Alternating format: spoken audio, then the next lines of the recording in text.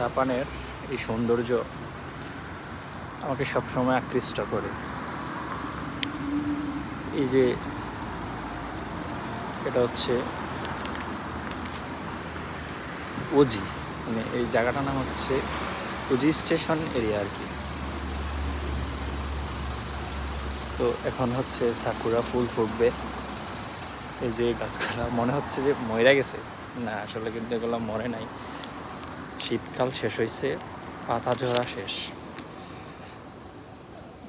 এখন আবার নতুন এগুলাতে ফুল ফুল না পাতাগুলা ফুটবে নতুন করে।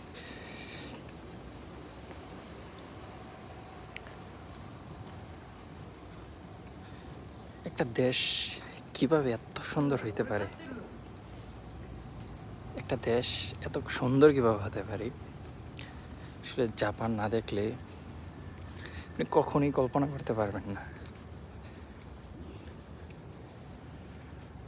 সে সকাল প্রায় 10টা বাজে, যেটা হচ্ছে আমি হচ্ছে এদিকে যাবো, আমার বাসা ওইদিকে, আর পেছন দিয়ে হচ্ছে আমাদের শিয়াকসুর, মানে যেখানে আমরা যেটাকে বলি সিটি অফিস। জাপানের যে সিটি অফিসগুলো আছে প্রত্যেকটা ওয়ার্ডের নাগরিকের স্বাস্থ্য সচেতনতা নিয়ে হচ্ছে তারা কাজ করে সব সময়।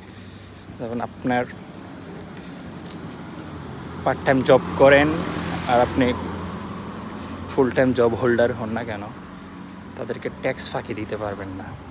ব্যবসায়ীদের তো চিন্তাই করতে পারবে না যে তারা কিভাবে ট্যাক্স ফাঁকি দিবে।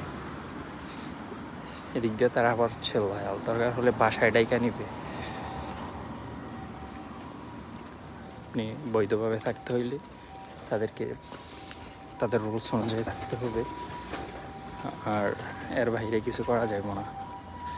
আমার ট্যাক্স বা আমার যেই ফোকেনশো বাকি আছে, যেটা স্বাস্থ্য বিমা, আমি যদি হসপিটাল কোনো একটা কারণে যাই, এটা আমার 30% ডিসকাউন্ট দিবে আর কি। আর একটা নাগরিক হিসাবে আপনাকে এটা প্রতি মাসে পে করতেই হবে, আপনি যান আর না যান। গেলে হচ্ছে 30,000 আসলো, 30% যত আসে তত টাকায় আপনাকে দিলেই চলবে। সো এটা একটা নাগরিকের জন্য বাধ্যবাধকতা। আমি আলহামদুলিল্লাহ একবার গেছি, আমি জাপানের বাসা থাকা অবস্থায়, আর কখন যাওয়া হয় নাই। আলহামদুলিল্লাহ আল্লাহ আমার সুস্থ রাখছে, যাওয়া হয় নাই। বাট আমাকে প্রত্যেক মাসে তাদেরকে টাকাটা পে করে দিতে হয়েছে। সো এটা যে জোর করে নিচ্ছে এমন না, এটা হচ্ছে তাদের রুলস। এই রুলস আপনি ব্রেক করতে পারবেন না। আসলে জাপান এদিক দিয়ে খারাপ না, ভালোই।